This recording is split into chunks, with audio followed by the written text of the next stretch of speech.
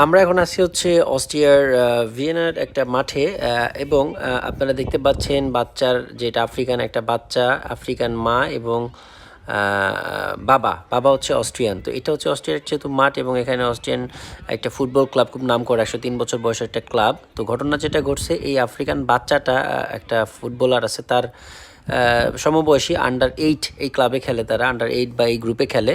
তো এখানে একটা বাচ্চার সাথে মাঠে যেটা হয় যে কলিশন হয়েছে, হওয়ার পরে বাচ্চাকে শীত বলছে। তো শীত বলার পরে কোচ যেটা সামনে ছিল সে এই বাচ্চাটাকে বলছে তুমি মাঠ থেকে বের হয়ে যাও।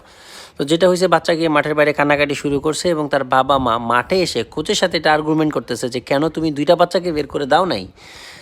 তাদের বক্তব্য হলো যে ওই বাচ্চাও তো শীত বলছে, কথাটা এরকম। তো কোচের কথা হইলো যে আপনার বাচ্চা ফার্স্টে শীত বলছে এবং অ্যাজ পার দ্য রুলস সে এখন আজকে মাঠে খেলতে পারবে না। তো তারা বারবার তেড়ে আসতেছিল, কোচের এগেনস্টে আর্গুমেন্ট জানাচ্ছিল তার বাচ্চার সামনে, এবং তারা হেড কোচ যেই মাঠের হেড কোচের সাথেও তারা আর্গুমেন্ট করতেছিল যে না কেন এরকম হবে।